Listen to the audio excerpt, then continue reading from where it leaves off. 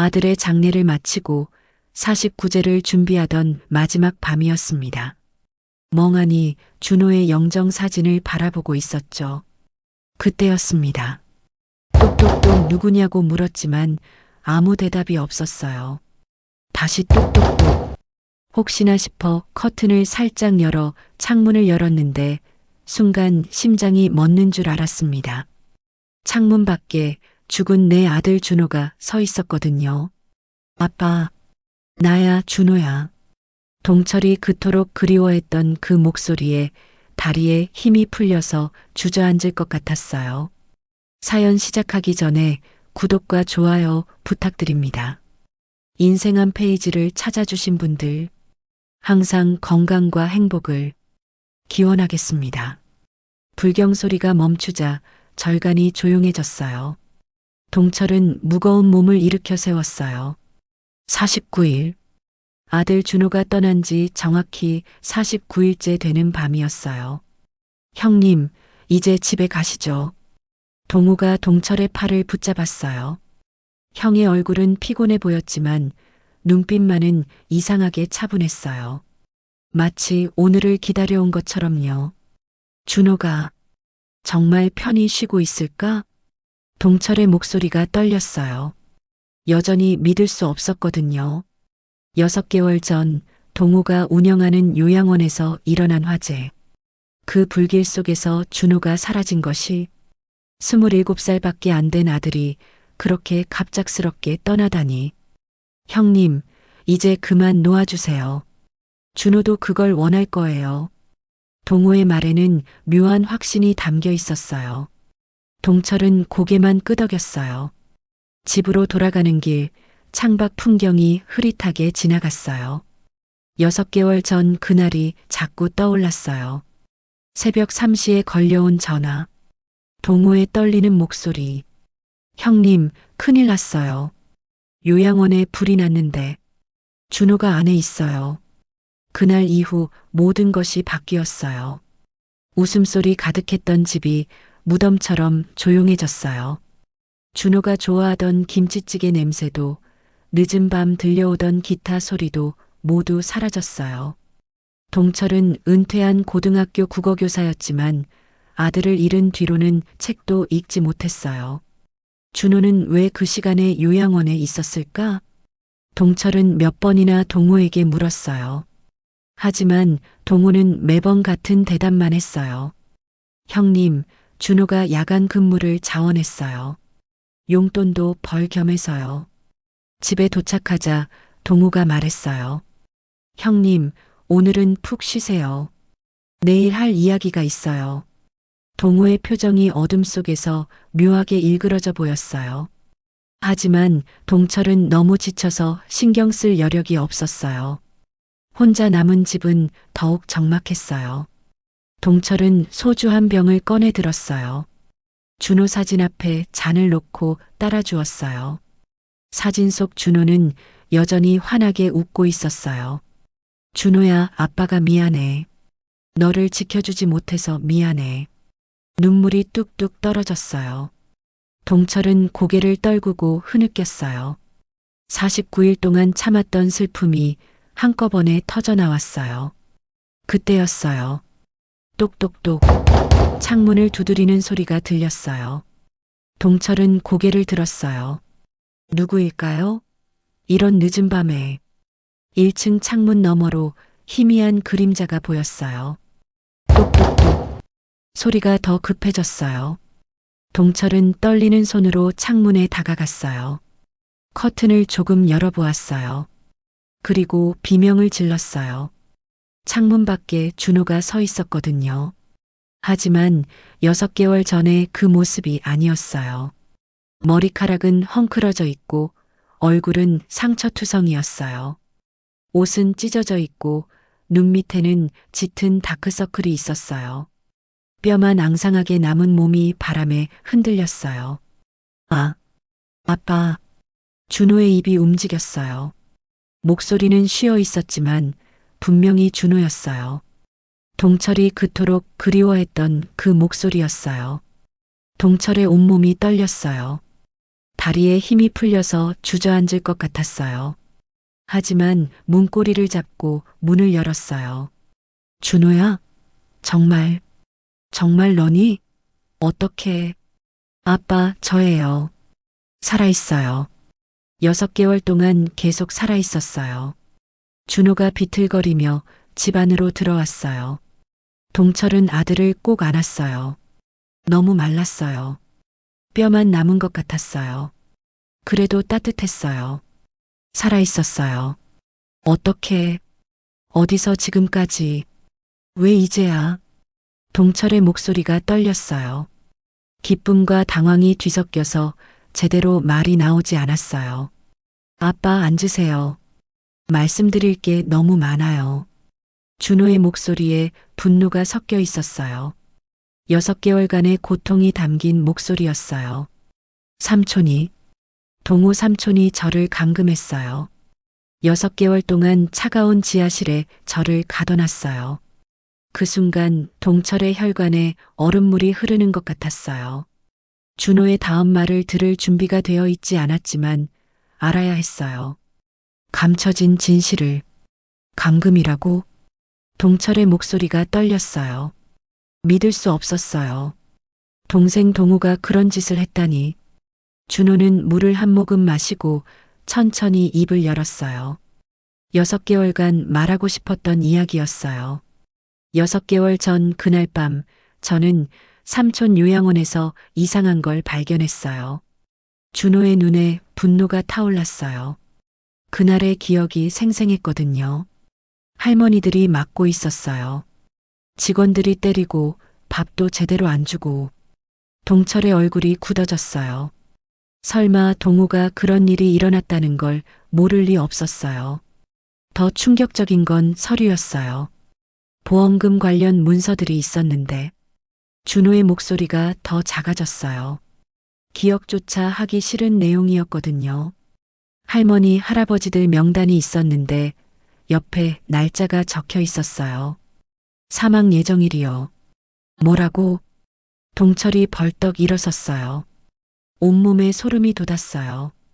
삼촌이 일부러 노인분들을 아프게 만들어서 보험금을 받고 있었어요. 의사하고도 짜고 있었고요. 준호가 주먹을 꽉 쥐었어요. 6개월간 품어온 분노였죠. 저는 그 서류들을 사진으로 찍었어요. 경찰에 신고하려고요. 하지만 그때 뒤에서 목소리가 들렸어요. 뭐 하는 거야, 준호야? 삼촌 동호였어요. 얼굴은 웃고 있었지만 눈빛이 차가웠어요. 삼촌, 이게 뭐예요? 할머니들을 왜 이렇게 괴롭히세요? 아, 그걸 봤구나. 동호의 표정이 순식간에 바뀌었어요. 더 이상 친근한 삼촌이 아니었어요.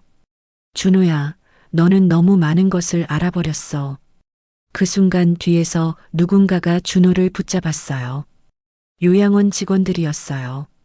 삼촌, 뭐 하는 거예요? 준호가 소리쳤지만 소용없었어요. 입에 수건이 들어갔고 눈앞이 깜깜해졌어요. 정신을 차렸을 때는 좁고 어둡고 차가운 지하실이었어요. 6개월 동안 거기 갇혀 있었어요.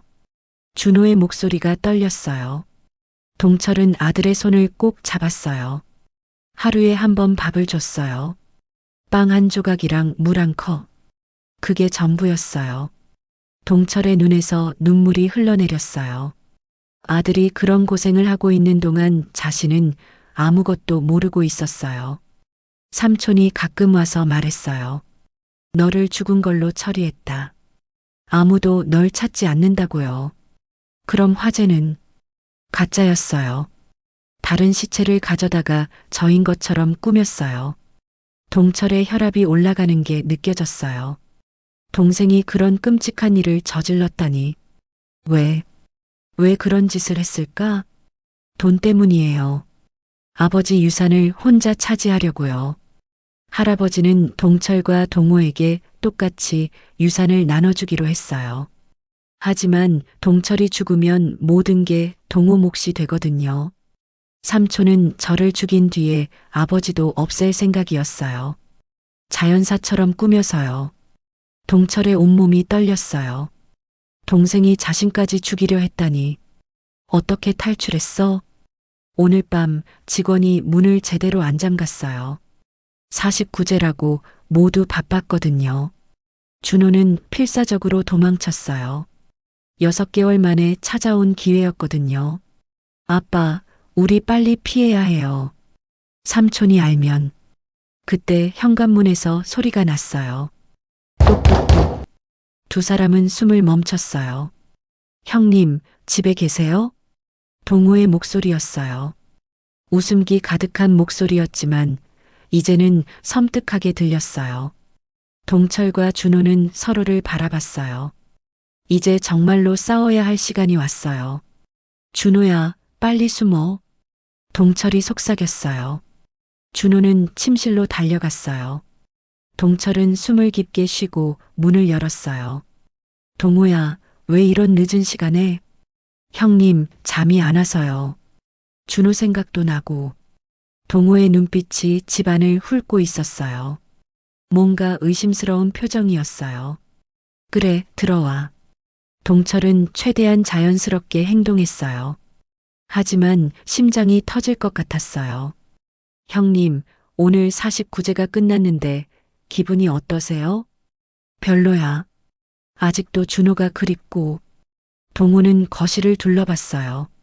소주병과 잔이 2개 놓여 있었어요. 형님, 혼자 술 드시는데 잔이 왜 2개예요? 동철의 등에 식은땀이 흘렀어요. 실수였어요. 아, 준호 몫이야. 같이 마시는 기분으로. 동호는 의심스러운 눈으로 동철을 바라봤어요. 그리고 조용히 말했어요. 형님, 혹시 준호를 봤어요? 뭔 소리야? 준호는 죽었잖아. 그럼 다행이에요. 동호의 말에 동철은 소름이 돋았어요. 다행이라니. 조카가 죽었다고 다행이라니. 동호가 돌아간 후 동철은 준호를 불렀어요. 이제 나와도 돼. 준호가 떨리는 모습으로 나왔어요. 아빠, 이제 어떻게 해요? 동철은 생각에 잠겼어요. 은퇴한 교사였지만 지금은 탐정이 되어야 했어요. 증거를 모아야 해. 동호의 죄를 밝혀내야 한다.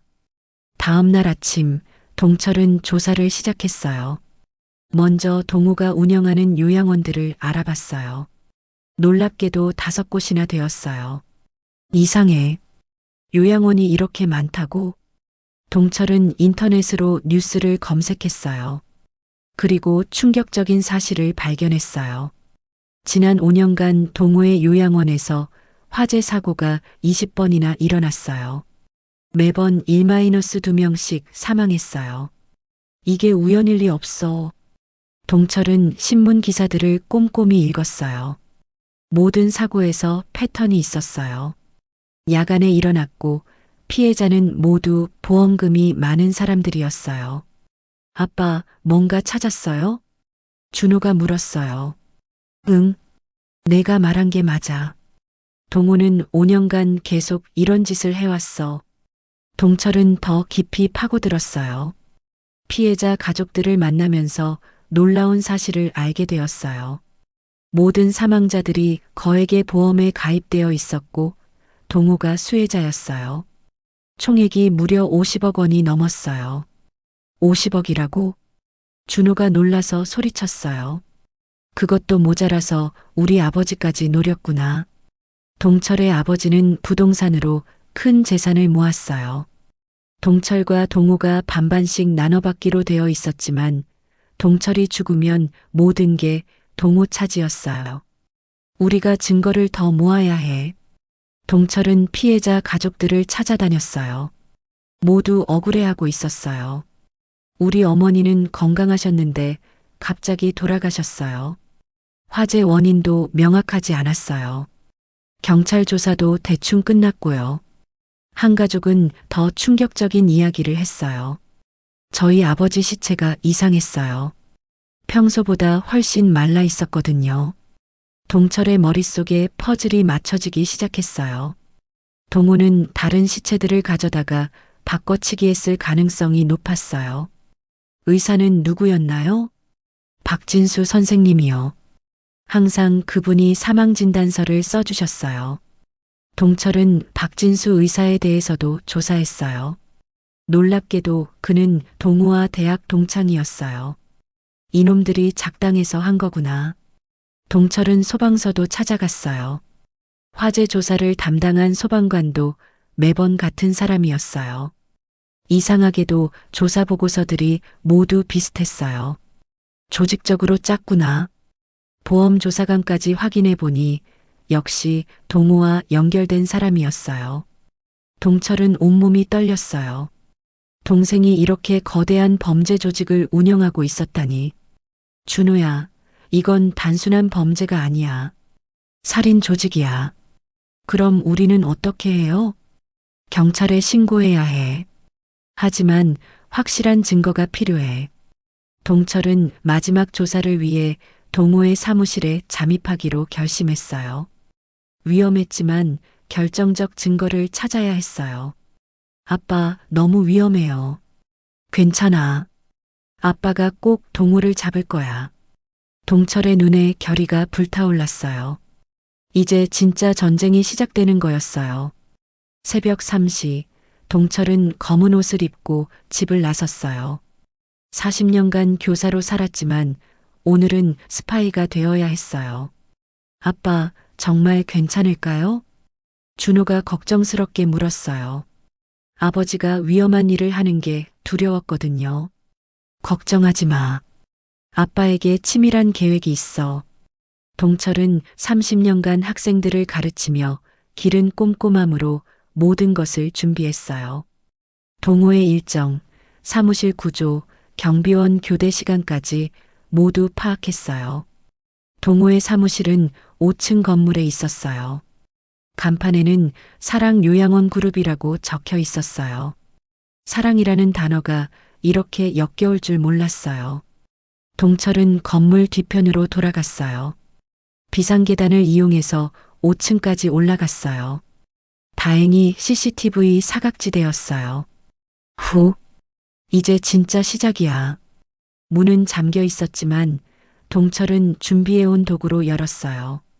인터넷에서 배운 방법이었어요. 손이 떨렸지만 집중했어요. 드디어 문이 열렸어요. 사무실 안은 어둠에 잠겨 있었어요. 동철은 핸드폰 손전등을 켜고 조심스럽게 들어갔어요. 책상 위에는 서류들이 산더미처럼 쌓여 있었어요. 동철은 하나씩 확인하기 시작했어요. 대부분 일반적인 요양원 운영 서류였어요. 이상해. 증거가 없잖아. 그때 서랍을 열어봤어요. 맨 아래 서랍에 작은 열쇠가 있었어요. 이 열쇠는 뭘까? 동철은 사무실을 더 자세히 살펴봤어요. 책장 뒤에 작은 금고가 숨겨져 있었어요. 열쇠가 딱 맞았어요. 금고 안에는 충격적인 자료들이 있었어요. 특별관리 대상자 명단이었어요. 이름 옆에는 보험 금액과 처리 예정일이 적혀 있었어요. 이런 악마 같은 놈. 동철의 손이 떨렸어요. 명단에는 지금까지 죽은 사람들의 이름이 모두 있었어요. 그리고 아직 살아있는 사람들의 이름도 있었어요. 더 끔찍한 건 맨 마지막 페이지였어요. 김동철 마이너스 예상 보험금 30억 마이너스 처리 예정일 10월 15일. 바로 일주일 뒤였어요. 동철은 온몸이 얼어붙는 것 같았어요. 동우가 정말로 자신을 죽일 계획이었어요. 이 자료들을 다 가져가야 해. 동철은 휴대폰으로 모든 페이지를 촬영했어요. 그리고 원본도 몇 장 가져갔어요. 그때 복도에서 발소리가 들렸어요. 동철의 심장이 멈추는 것 같았어요. 누군가 올라오고 있었어요. 이런, 벌써? 동철은 서둘러 금고를 닫고 서랍을 정리했어요. 하지만 발소리가 점점 가까워졌어요. 문 앞에서 열쇠 소리가 났어요. 동철은 책상 밑으로 숨었어요. 숨을 죽이고 기다렸어요. 문이 열리고 불이 켜졌어요. 이상하네. 분명히 문을 잠갔는데. 동호의 목소리였어요. 동철은 더욱 몸을 움츠렸어요. 동우는 사무실을 둘러봤어요. 뭔가 이상하다는 듯이 킁킁거렸어요. 누가 여기 있나? 동우는 금고를 확인했어요. 다행히 동철이 깔끔하게 정리해놨어요. 별일 없네. 동우는 서류 몇 장을 가져가고 다시 나갔어요. 동철은 10분을 더 기다렸어요. 완전히 조용해진 후에야 나왔어요. 죽을 뻔했어. 집으로 돌아온 동철은 준호에게 모든 걸 보여줬어요. 아빠, 정말 대단해요. 결정적인 증거예요. 아직 끝난 게 아니야. 녹음도 해야 해. 동철은 다음 계획을 세웠어요. 동호와 만나서 직접 자백을 받아내는 거였어요. 어떻게 녹음할 거예요? 휴대폰 녹음 기능을 쓸 거야. 동호가 진실을 말하도록 유도해야 해. 동철은 며칠 더 준비했어요. 동호의 공범들과 통화하는 내용도 엿들었어요. 박진수 의사, 김철수 소방관, 이영호 보험조사관. 모두 한 팀이었어요. 이제 모든 준비가 끝났어. 동철은 동호에게 전화를 걸었어요. 동호야, 만나서 이야기할 게 있어. 형님, 무슨 일이에요? 아버지 유산 문제야. 중요한 얘기가 있어. 동호의 목소리가 달라졌어요. 관심이 생긴 거였어요. 그럼 내일 만나죠. 좋아. 조용한 곳에서 만나자. 동철은 녹음기를 확인했어요. 내일이면 모든 게 끝날 거였어요. 동호의 죄를 밝혀내고 준호의 억울함을 풀어줄 거였어요. 아빠, 조심하세요. 걱정하지 마. 정의는 반드시 이긴다. 동철의 눈에 굳은 결의가 빛났어요. 형님, 왜 이런 외진 곳에서 만나자고 하셨어요? 동호가 의심스러운 눈빛으로 주변을 둘러봤어요. 한적한 공원 벤치에 앉은 두 형제 사이에 긴장감이 흘렀어요. 동철은 심장이 빠르게 뛰는 걸 느꼈어요. 주머니 속 녹음기가 이미 작동 중이었어요. 동호야, 우리 형제 사이에 할 말이 있어서. 무슨 말씀이에요? 동호의 목소리에는 경계심이 가득했어요. 평소와 다른 형의 모습이 이상했거든요. 준호 말이야. 동철이 조용히 말했어요. 동호의 얼굴이 순간 굳어졌어요. 준호가 뭐가 어떻다는 거예요? 내가 죽인 거 알고 있어. 동철의 말에 동호는 헛웃음을 지었어요. 형님, 무슨 소리예요? 준호는 화재 사고로. 그만해. 더 이상 거짓말하지 마. 동철이 소리쳤어요. 6개월간 참았던 분노가 터져나왔어요. 동호의 표정이 서서히 바뀌었어요. 더 이상 착한 동생의 얼굴이 아니었어요. 형님이 대체 뭘 알고 있다는 말씀이세요? 목소리가 차갑게 변했어요. 가면을 벗기 시작한 거였어요.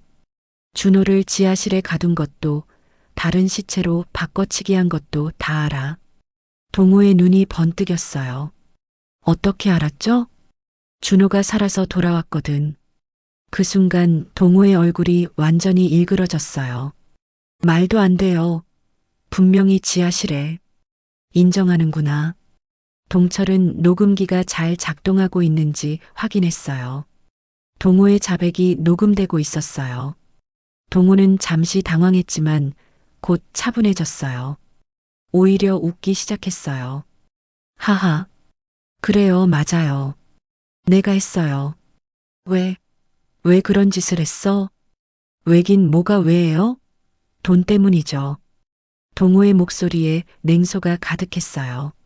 아버지 유산 30억, 형님만 없으면 다 내 거예요. 동철은 온몸이 떨렸어요. 동생이 이렇게 차가운 사람이었다니. 요양원 노인들은 왜 죽였어? 그것도 돈이죠. 한 명당 2-3억씩 보험금이 나와요.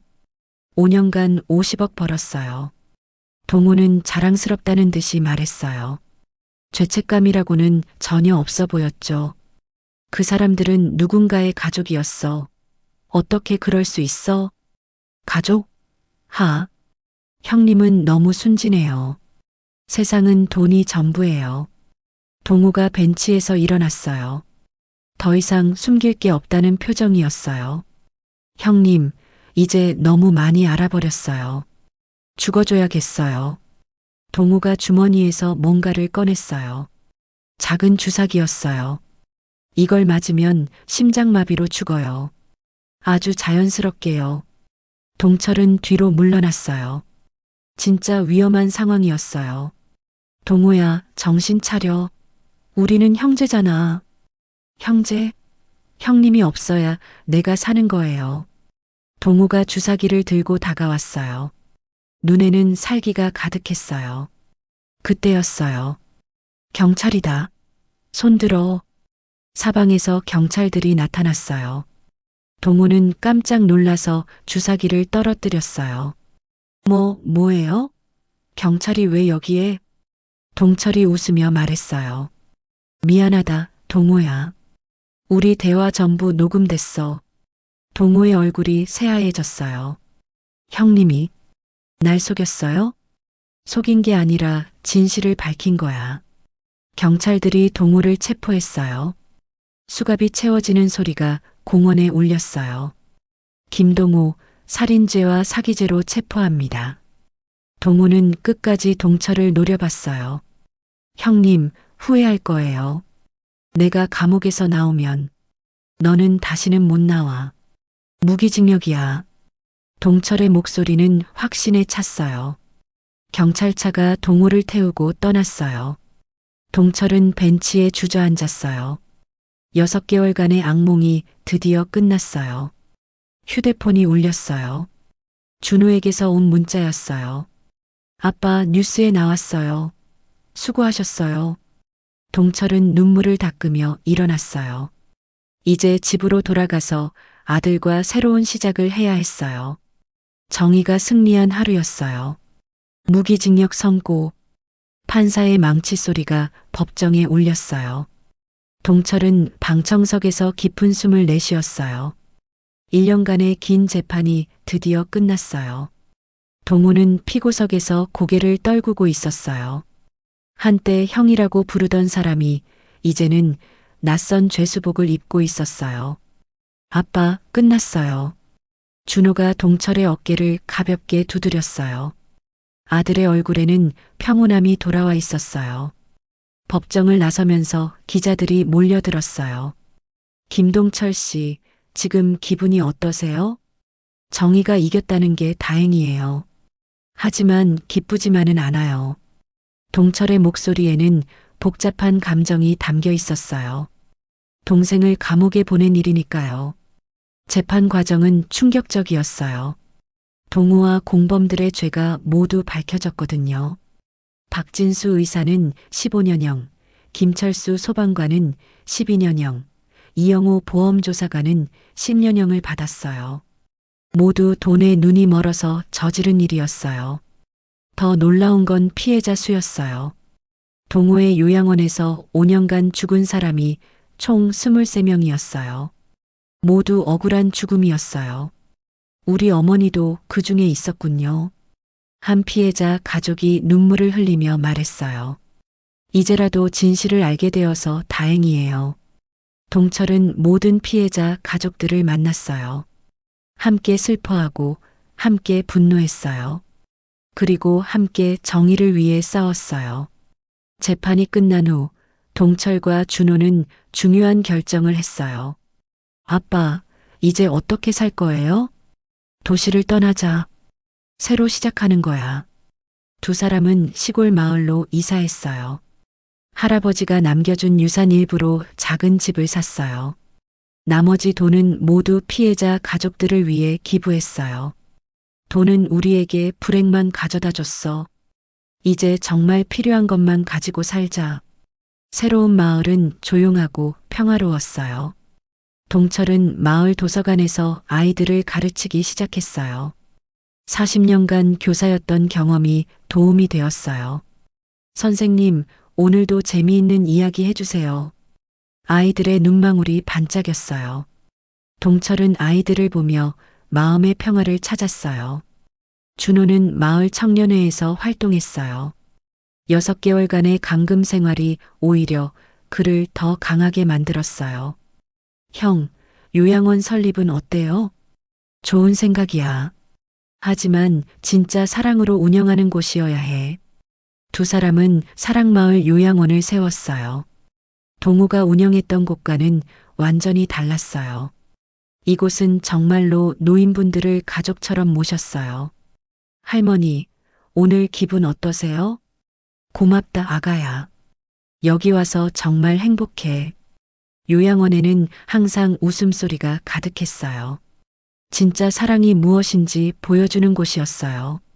1년 후, 동철은 특별한 일을 시작했어요. 피해자 가족 지원센터를 만들었어요. 언론과의 인터뷰에서 동철이 말했어요.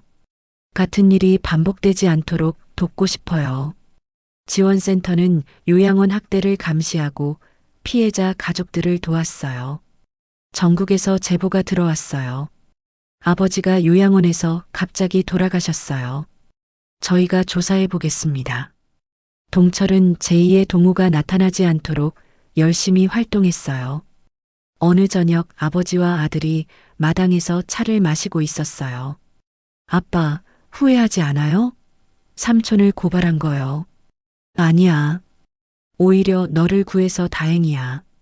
동철은 준호의 손을 잡았어요. 가족은 서로를 지켜주는 거야. 돈이 아니라 사랑으로요. 하늘에는 별이 반짝이고 있었어요. 멀리서 요양원에서 들려오는 할머니들의 웃음소리가 바람에 실려왔어요. 아빠, 이제 정말 평화로워요. 그래, 이게 진짜 행복이야. 동철은 미소를 지었어요. 힘들었던 시간들이 있었기에 지금의 평화가 더욱 소중했어요. 두 사람은 밤하늘을 올려다봤어요. 내일도 좋은 일들이 기다리고 있을 거예요. 진실과 사랑이 승리한 세상에서 말이에요.